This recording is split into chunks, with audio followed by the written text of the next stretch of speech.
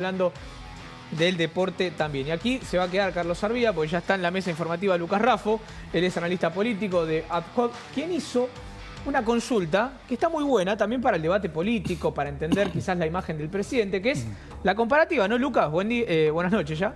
Del presidente Milei en Davos el año pasado y en Davos ahora. ¿Qué es lo que estamos viendo en imagen? Buenas noches. Primero, gracias por la oportunidad. Bueno, lo que estamos viendo en pantalla básicamente es las 24 horas siguientes al discurso de Davos de 2025 y de 2026. El sentimiento de las menciones en el ecosistema digital a Javier Milei. Okay. Es decir, todas las menciones que hubo en 24 horas a Javier Milei en las redes, bueno, ¿qué tono tienen? ¿No? Tono positivo, de apoyo, de celebración o de rechazo, obviamente. Corrimos del cálculo lo que llamamos las menciones neutrales, que son, bueno, lo que sale en los medios de comunicación, las cosas más descriptivas. El dato saliente acá, importante, es, bueno, que comparado con Davos 2025, bueno, se invirtió la negatividad y predominó la positividad. Dicho aisladamente, este dato puede sonar medio vacío, pero recordemos que el año pasado Davos fue un punto de inflexión para Javier Milei. En la conversación digital empezaron los hitos negativos, en la opinión pública empezó a perder terreno y eso solamente se revirtió con el triunfo electoral de octubre. Mira, qué datos. Entonces, porque recordemos que vino Davos, 15 días después vino Libra, y empezó a ver una serie de escándalos en el 2025 que a Javier Milei le costó mucho, superar. Mira, no recordaba lo de Davos. Qué buen punto. ¿Por qué? Porque lo que estamos viendo en aquel Davos de 2025, y Carlos me va a ayudar, aquel discurso cargado de identidad ideológica contra el wokismo, ahí se empezó a hablar.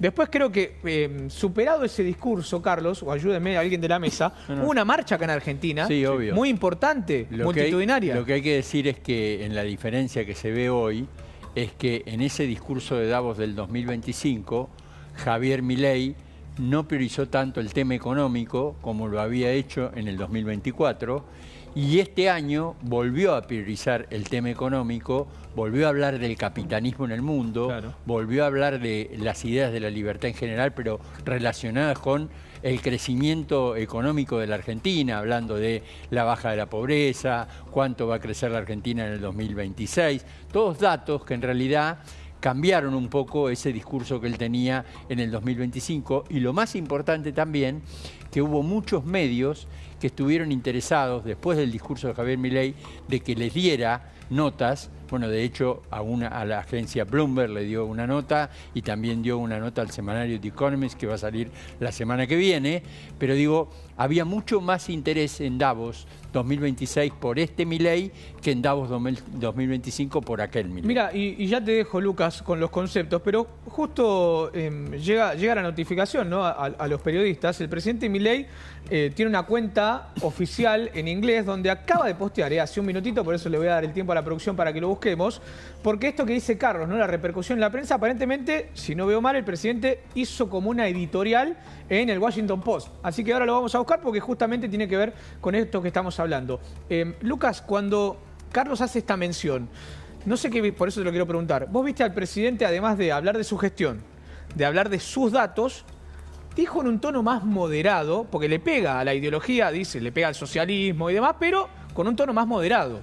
Quizás eso también tiene otra recepción en el impacto digital. Y además eligió el costado sobre el cual pegarle, es decir, mientras que el año pasado se focalizó, si se quiere, en cuestiones de orden de derechos individuales, acá se concentró en el discurso económico, y lo que marcaban de la agenda internacional es muy importante, porque eso también se vio en la conversación digital.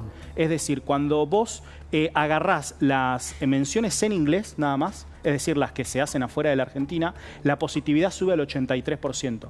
Es decir, vos lo que encontrás es que se genera conversación en inglés sobre el presidente, que de alguna manera despierta algún tipo de expectativa, y que además hay comunidades de usuarios internacionales apoyando eso que dice el presidente. Y en eso que decís, hay un punto muy importante, son dos aspectos, acá puede ayudarnos también Agustín, que son el tema Venezuela y el tema Cuba.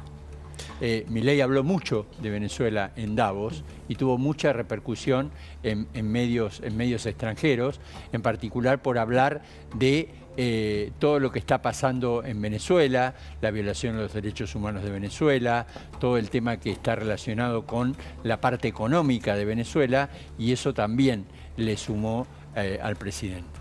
Sí, hubo una preparación creo que también a nivel general. De hecho, la cuenta de Milei en inglés, que se crea algunas semanas antes de Davos... Una semana antes. Llega a 100.000 seguidores además en cuestión de 2 o 3 días, que lo cual es un montón. Ya ahí se hizo toda una preparación y después, bueno, se combinó con el discurso que por supuesto, tanto el tema de Venezuela y además que estuvo muy alineado al presidente Trump, lo que hizo que muchas de las reacciones en las redes de todo este sector o el núcleo de Trump también lo apoyara. Que el propio Trump lo subió 2 veces a sus redes sociales. Sí, es cierto. Ayer mostrábamos que subió como una parte del presidente cuando habla del panorama global.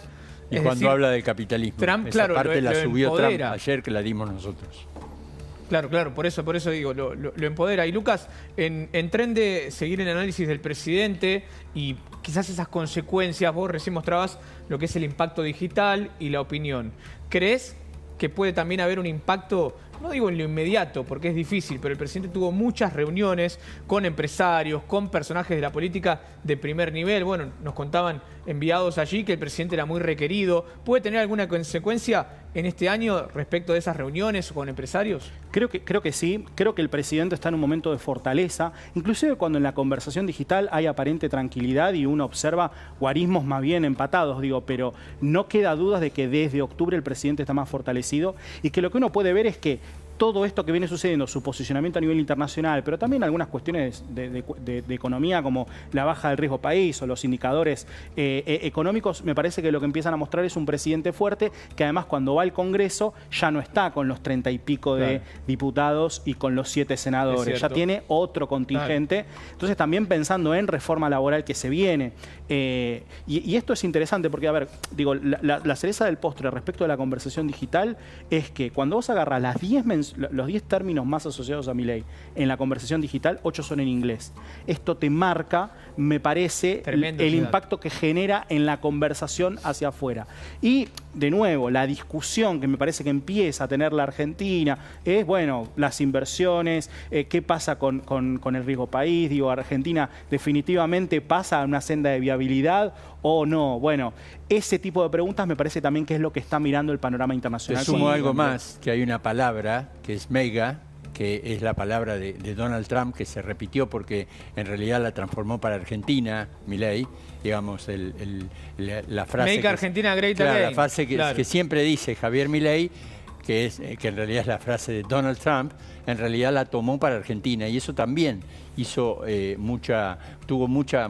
Claro, hace un juego de palabras que también acarrea el sí, sistema digital. Si me permiten hacer un breve paréntesis, ya seguimos con la política porque nos demanda la información en desarrollo. Está conectado con nosotros Sebastián Riglos, él es el abogado de Manuel Molinari. Nos metemos otra vez en el tema Bastián Jerez y todo lo que acontece en ese contexto. Doctor, muchísimas gracias por estos minutos. Sabemos que en estas horas hubo algunos peritajes, hay acciones en lo que corresponde a esta coyuntura.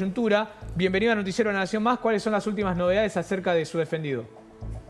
¿Qué tal? Buenas tardes a todo el piso y a tu audiencia. Bien, como adelantabas, en el día de ayer se realizó la pericia mecánica, donde se pudo relevar información que va a ser determinante a la hora de hacer la reconstrucción del hecho en la pericia accidentológica, tales como el daño en uno y en otro vehículo que colisionaron, como la información de las computadoras de cada uno de los vehículos, donde nos podrán determinar la velocidad de la trayectoria, frenado, distancia, que son aquellas cuestiones que van a despejar todo este tipo de especulaciones que ha girado en torno a casos por fuera de la salud de Bastián y de los niños. Obviamente. Dentro de los que nos pueda contar, ¿qué es lo que sucedió ayer? ¿Llegó a alguna conclusión positiva para su cliente o negativa? Yo tengo el reporte que me dio el perito de parte que nosotros agregamos.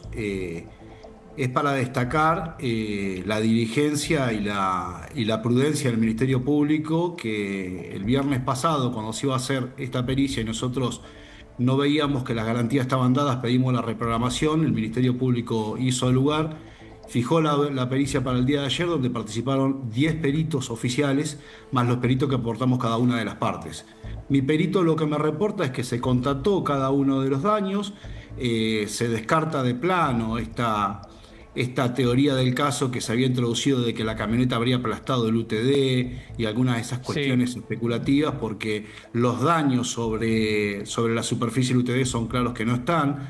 Se pusieron en marcha los dos vehículos, se desgrabó la información obtenida en las computadoras y en los próximos días los peritos emitirán su informe, su reporte para ser agregado en el expediente. Así que cuando tengamos novedad sobre eso, yo no tengo ningún problema en conversar y dar la información. Yo tengo la tranquilidad que me transmite mi cliente, que es fidedigna sobre cada uno de los elementos objetivos, de cómo fue el accidente, pero lamentablemente tenemos la vida de un chico en la cual nosotros nos tiene muy pendiente en primer lugar y preocupados sobre cómo evoluciona. Maru. Doctor, bueno, entiendo que hay un secreto por parte de la justicia respecto a los peritos de ayer, que vamos a tener más novedades el día lunes. Coincide también con las pericias que se van a hacer en Dolores por los toxicológicos y demás. Sabemos que de parte del padre de Bastián pusieron peritos y pidieron una serie de medidas. Quería saber de parte de su defendido qué es lo que pidieron en particular.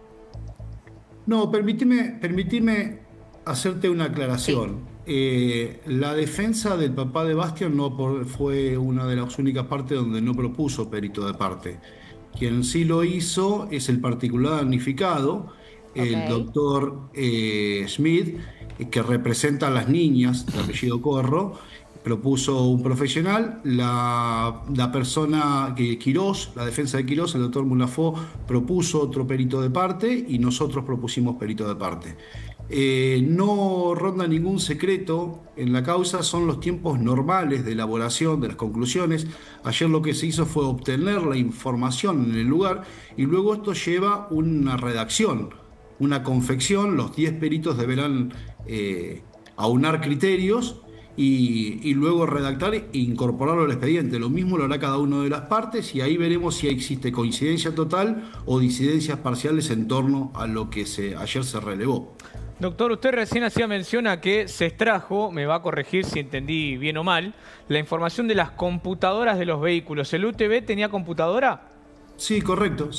Y destaco nuevamente el profesionalismo porque vino una persona especializada en este tipo de vehículos, que es una marca canadiense, a extraer la información, y vino personal especializado de la marca de la camioneta de Volkswagen, de la agencia oficial, a extraer la información para poder resguardar la información y que este proceso sea transparente como tiene que ser, y bueno, y a todos nos da un poco más de confianza en el obrar de la justicia. En tren de saber, ¿qué se puede recopilar de esas computadoras? ¿Qué información, clave o no, puede aportar a la investigación? Es determinante, el primer dato de rigor determinante es la velocidad de trayectoria hasta el punto de impacto. Bien. Es decir, entonces vamos a descartar todo este tipo de especulaciones de una y otra parte. Nosotros siempre sostuvimos que el impacto fue a poca velocidad porque quienes tenemos algún ruedo, alguna experiencia en esto, podemos analizar con cierto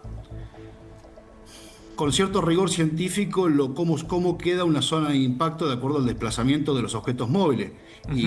Pero bueno, esto tiene rigor científico porque hay una computadora que toma datos de velocidad hasta el punto cero del impacto. Y eso se va a obtener de uno u otro vehículo, con lo cual todas estas hipótesis del exceso de velocidad van a ser descartadas desde el plano. Lo mismo que esta hipótesis del aplastamiento, que está claro, usted está mostrando en este momento un cuadro, una foto donde la escena es alumbrada con la luz del propio UTV. Y si caen 2.000 kilos sobre la superficie del UTV, esas luces LED no hubiesen resistido el impacto. Pero lo que parece a simple vista le guarda garantías ilegales del acto que lo haga un funcionario público con todos los requisitos de ley para elaborar un acta. No, y entiendo, doctor, que esto que usted menciona es muy importante, dado que, como han contado varios expertos, lo que fue la escena ahí en la arena es muy poco probable que se pueda volver a recrear cómo pasó en realidad este accidente. No, por supuesto, porque además el terreno, la topografía presenta características particulares, que es la mutación morfológica por el viento y otras cuestiones de la arena y el viento, las erosiones naturales. Pero bueno, las fotos han inmortalizado el hecho a partir de podamos ver la profundidad de la camioneta, que eso denota un frenado, pero además tenemos ahora la información que van a obtener las computadoras, además de los daños, con lo cual yo creo que el perito accidentológico va a poder trabajar con la información, con la cantidad de datos necesarios para poder reconstruirlo. Doctor Riglos, gracias por el tiempo, muy gentil. Gracias a ustedes por el espacio. Que tenga buenas noches. El doctor Sebastián Riglos, abogado de Manuel Molinari, quien era el conductor de la Amarok en este choque que lamentablemente nos tiene en vilo por la salud de Bastián. Cerrado este paréntesis, seguimos aquí con Lucas Raffo, con Carlos Arbía y con Agustín Antonetti, hablando de la política internacional y de este caso de lo que es la imagen digital, si se quiere, de un Davos al otro, 2025-2026, del presidente Milei. Lucas, en tren de analizar esta digitalidad, si se quiere, o digitalización de Davos, de la imagen del presidente, ¿qué es lo más importante para este año en la imagen digital de un mandatario como el presidente Milei? Bueno, el año pasado lo que nos muestra, si se quiere, como para tener un punto de comparación, es que los escándalos copaban la conversación, que al presidente le costaba imponer agenda y que los reveses legislativos también le sumaban negatividad, digamos. Entonces, lo que vos verías es un presidente debilitado. Con la elección de la provincia de Buenos Aires eso se acrecentó y la elección de octubre de alguna manera dio vuelta a la taba, ¿no?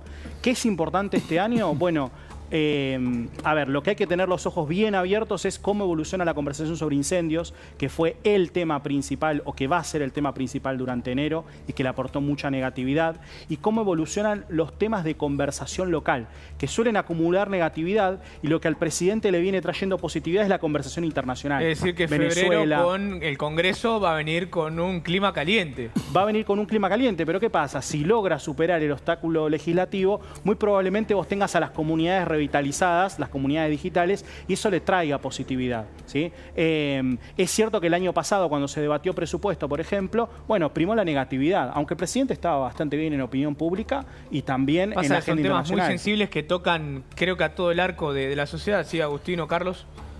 No, es cierto. A ver, por lo pronto lo que nosotros vemos, o yo que estoy mucho también en el tema de las redes sociales, es que le ha servido bastante, principalmente a nivel internacional. A ver, los tópicos de Venezuela e incluso otros temas. Él también habló mucho de Europa en su discurso en Davos. A ver, hay quizás 2 o 3 discursos que fueron los que más resonaron en Davos. Por supuesto, el del presidente Trump, el del presidente Milei, y también habló el propio Elon Musk, el dueño del propio X, que también tuvo bastante repercusión. Creo yo que fueron los 3 que más o menos moldearon la gran parte de la discusión en Twitter. Sí, yendo en esta línea, lo que hay que decir es que hay un reciente artículo publicado por Washington Post, un editorial de Washington Post. Claro, eso es lo que decía yo recién. ¿Es el presidente escribiendo o el Washington Post sobre el presidente? No, es un editorial de Washington Post. Recordemos quién es el dueño de Washington Post. ¿Quién es? Jeff Bezos, es uno de los millonarios más. Pero el artículo se titula Milei devuelve Davos a tierra. Hay que entender un poco. O sea, como que Milei bajó a tierra al foro de Davos. Sí, esto destaca mucho a Milei. Dice: la mayoría de los líderes mundiales asisten al Foro Económico Mundial de Davos para pontificar sobre asuntos globales. En cambio, el presidente de la Nación, Javier Milei, imparte conferencias sobre economía y sorprendió al mundo de los empresarios. Después vamos a seguir comentando y hablando acerca de todo lo que es este editorial de Washington Post. No es muy común que un editorial de un diario de los Estados Unidos acerca de un líder de América Latina como es ahora Javier Milei. Lucas, es que me cuesta además ver un líder tan alineado con Donald Trump, hay que buscarlo, como Javier Milei. Digo, sus defensas han sido restrictas no solo en el plano económico, se ha alineado en política internacional. Digo, uno de los temas que también mayor positividad le trajo en inglés fue la declaración de la Hermandad Musulmana como organización terrorista. Es decir, son temas de conversación que afuera de la Argentina generan impacto y le traccionan positividad. Y eso creo que se ve, además en un contexto donde Estados Unidos parece abrir múltiples frentes, ¿no? Digo, porque salió de Venezuela, está lo de Irán, también está la confrontación con Europa por Groenlandia, pero que me parece que hay temas más de fondo que solamente Groenlandia. Y ahí Javier Milei está alineado, pero a un nivel como no se ha visto quizás en otros momentos de la historia argentina, digo, de Argentina con Estados Unidos. Voy a agregar más, porque la nota menciona, dice: Milei es un firme aliado de los Estados Unidos y un amigo de Trump, que lo incorporó a su Junta de la Paz para Gaza. Lo único que nombra es a Milei. Pero sigue y dice: pero Milei está por encima del republicano y sostiene que, mientras que Trump se le atribuye a menudo el mérito de haber expuesto duras verdades en Davos, son las políticas de Milei las que realmente están alterando el statu quo del foro. Claro.